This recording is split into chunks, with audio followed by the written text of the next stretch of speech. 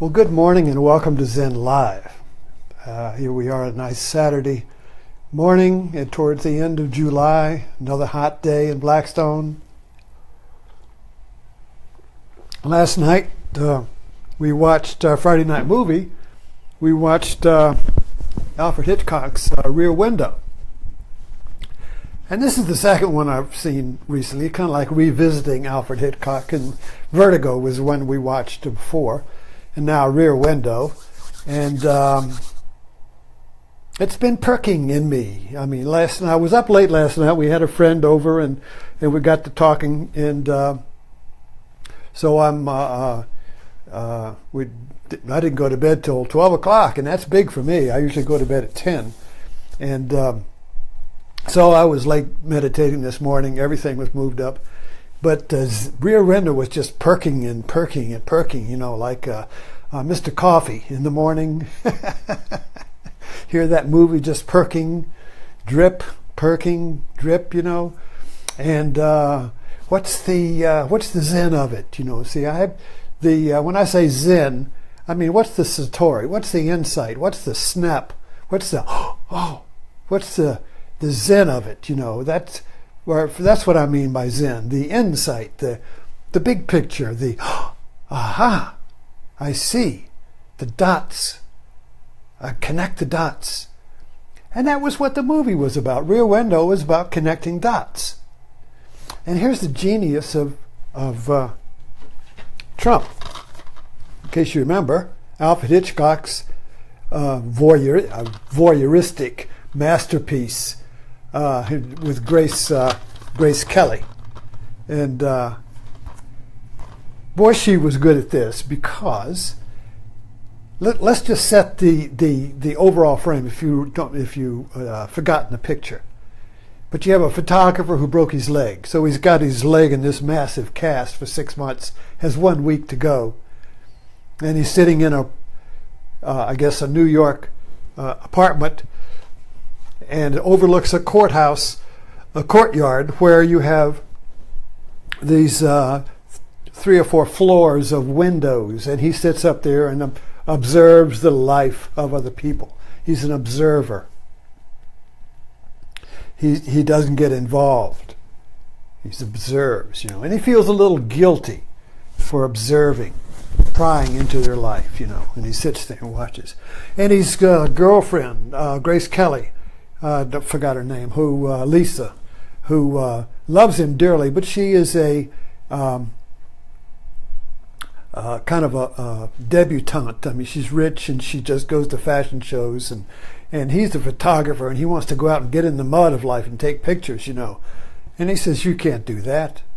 You know, you can't. He didn't. She wants to get married. He wants to get married, but she can't be in his life. She won't give up her fancy clothes and her parties and everything. She won't get involved in life like he gets involved in life, you see. But he's an observer. He's a photographer, and I've been a photographer.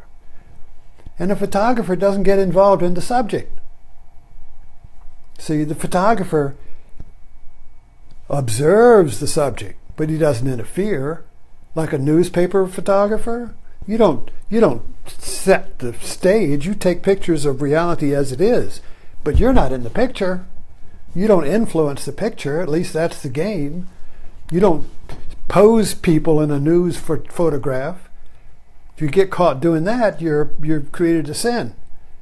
You know, so you take pictures of reality as it is. You are not there. You are gone. You're the ghost in the picture. And that's kind of like the modern world that's dying now. The postmodern world is which we're moving into. In the postmodern world, in the modern world, which began with the Enlightenment, I talk about this a lot, the Enlightenment, the modern world, is that the observer is not the observed. The scientist is not the observed. The scientist is not the object. The scientist is objective. The newspaper reporter is objective. The newspaper writer is objective, you see. And so they don't, best they can, they don't put themselves in the object they're photographing or writing about. And so this whole idea, of being involved, of the observer being involved in the observed, you see, is a postmodern idea, best exemplified by quantum physics, in that the scientist sets up the experiment and creates what he observes. On what his subject is created by, influenced by the scientist. The scientist cannot be objective. We are what we observe. And this is a revolutionary thing. And Hitchcock captured this in his movies. So let's see how he did it. Why is Hitchcock postmodern? Okay, so you got the photographer. He's the observer, looking through this rear window into life. And he feels a little guilty about peeking, about being a voyeur, you see. But he notices something strange about this salesman. He keeps loading his suitcase. The wife is an invalid. And suddenly the shades are drawn. And he watches it. They have fights and everything. And she's hard to take care of. So then the shades are gone. And then one night he keeps loading up his salesman's suitcase and taking it out, coming back. Taking it out, coming back. What's he got in that? What's he taking out? Where's the wife? So he begins to be curious and connecting the dots. He's done something with the wife. And he can't convince he calls his friend the detective, and you're sick, you're crazy, And he sees him putting some saws, wrapping up some saws in some newspaper. Very suspicious. So the tension is building. And then his girlfriend, and so he keeps, he's got this conflict with his girlfriend because, as we know from the beginning, he didn't feel like they could be one because she was not going to get involved in his life. Would not go with him, and get muddy. She was all pretty, Grace Kelly, But as the tension builds, the wife, or Grace Kelly then, or he decides, the guy's packing. Oh, he's going to leave. So they decide to trigger a reaction, and they send him a letter saying, and Grace Kelly takes the letter up and sticks it under his door and just gets away before he comes to the door. And what did you do with her? Wait a minute. So he looks around. So they, so the tension is building. It's drawing them together. The observed and the observed are being pulled together in skillful Hitchcock tension. Very subtle. Very subtle. It's like a building symphony. It starts out slow and easy. The tension builds it, pulling him. The tension is pulling the observer into the observed. It's pulling him towards that satori. It's pulling him toward the Zen cone. Is right there, right there. If you choose to be apart, you're wrong. If you choose to be involved, you are wrong. In other words, these two opposites, the observer and the observed, were pulling toward the. It's like the old lady and the young woman. The old lady is the observed, and the young woman is the observer. But they're really one.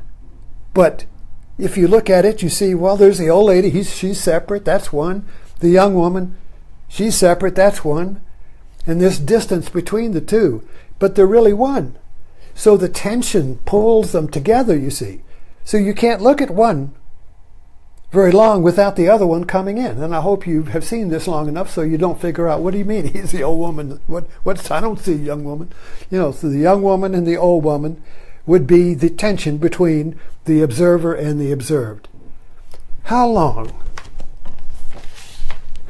can you stay aloof from life How long can you stay detached? How long can you stay the observer that is not involved? How long can you stay Garbo? I don't want to be involved.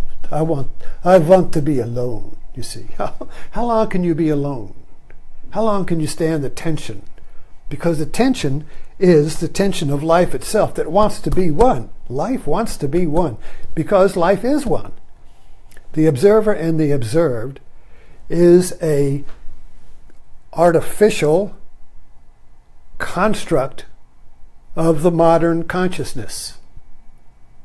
The observer, who is kind of like an ego, a point of view that doesn't get involved, you see. And I'm speaking from experience because I've lived there. My whole spiritual path, my whole life has been the coming together of the observer and the observed. And that's Zen. The observer and the observed come together, and it's called Kensho or Satori. I'm one, you see. So, the movie observes, the observer is getting involved, So then they decide to, and so a little dog was digging in the garden and ended up dead. So who killed the dog? The salesman killed the dog. So they decide to go dig up where the dog was digging. They don't find anything. And then Grace Kelly, Louise, she suddenly climbs up the banister and goes into his apartment. And she goes and finds the wife's handbag. And she finds the wife's ring in the handbag. And then the guy comes back. And so she's caught. And so she says, and so as a thief, so he calls the police. She's a thief. And all the time, James Stewart is watching him in the window. Watching. I can't do anything. He can't do anything. And so she has the ring on her finger, and she's got it behind her back, and she's pointing to it with her finger, knowing that he's watching from the other window. And the salesman sees her doing that, and he knows he's being watched. He turns and he knows he's being watched. And Jimmy Stewart recoils in horror. I've been seen. And that reminds me, and I talked about this the other day, and I still remember this moment because it was an existential moment. I'm standing in a carnival, with all the carnival acts and the barkers, and I'm standing there, the observer. You're standing in the crowd, you're the observer. Nobody knows you're there. You're just the observer. You're not involved. You don't want to get involved. You're just observing everything. And the carnival barker saw me, and he points at me. He points at me and says, "Come here. You." And the shock of being seen, the shock of being pulled out of my aloof observing post, you see. And that was Jimmy Stewart when the guy looked in the window and saw him. The shock. And so now he's starting to sweat. Now he knows he's been seen, you see. The observer. He's now the observed. It's flipped. He was the observer. Nobody knew he was there. Now he's known. He's the observer. And so now the killer is coming. And so Jimmy Stewart's got this, he can't move. He's in this paralyzed thing. So he's got a big flash bulb, the old bulbs, And so the guy comes in. And so he keeps flashing the light. Boom! And he keeps coming. Boom! And what a metaphorical way of saying the light, flashing, insight of light, flashing. And so he tries to hold him off with the light, and finally, and then of course now his girlfriend's over there seeing this from the other side. So they call the police. Or he calls the police, but the police are coming, but so is the killer. So is life. Life is coming. Life and death. Life is death. Death is life. That is one. When you touch life, you touch death. That's why the observer stays away. I don't want to touch that life, it's death. You see, life is death, death is one. But now death is coming. And starts to strangle him and throws him, and he's hanging out of the window. And the police get him, they pull him off. And he falls. In the typical Hitchcock view, where you look down and he's falling. and they catch him. And the next scene is he's in the apartment, and now both his legs are broken, and he's smiling, and his girlfriend is asleep there. You see, he's won now. And this is kind of like, with the paralyzed person, says, please God, make both my hands the same. So now both his legs were broken, but he had this big peaceful smile on his face. He was able to sleep. The observer and the observed were one. And he and his girl, his Grace Kelly represented, was kind of was a metaphor for life itself too. And he was one with her. She was one with him. So it's just a beautiful movie, very skillfully put together, very tight, and nothing really. You didn't have to go running all over the place. It was all like in a set, you see. But very, very, very Zen in the sense that it wasn't describing Zen. It gave you the experience of Zen. It gave you experience of the tension of the Zen cone. I can't figure it out. I can't find out which is it. Is it this or that or this, you see. And yet it's one, but you can't because there's this tension. And yet they pull towards together. They're pulling and you resist. You don't want to go, but you're being pulled. But you don't want to go. You're being pulled. And finally, boom, you're together. You're one.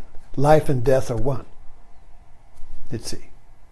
Okay, I hope you pick up the movie and watch it again. Hope I didn't destroy. But anyway, I'm sure everybody has seen this. If not, they think they've seen it. And Hitchcock too. You can always look. Hitchcock is going to be in his movie, and he was just as a bit part, but you'll see a Hitchcock somewhere in the movie as a stand-in or something. You see. And right there, what is he telling you? Be in the movie of life. You are the creator. This is the postmodern discovery, is that you create the world like an artist, and then you are in it. You create the world you're in. So Hitchcock puts himself in his movies as a metaphor or a sign that he creates this movie, but he's in it. So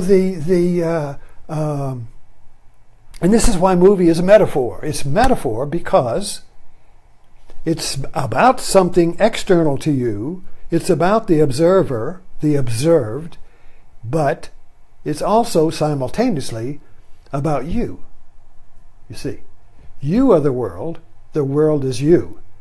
And the movie is you in the world and the world in you, you see. So a good metaphorical movie takes you into itself and reveals yourself to yourself.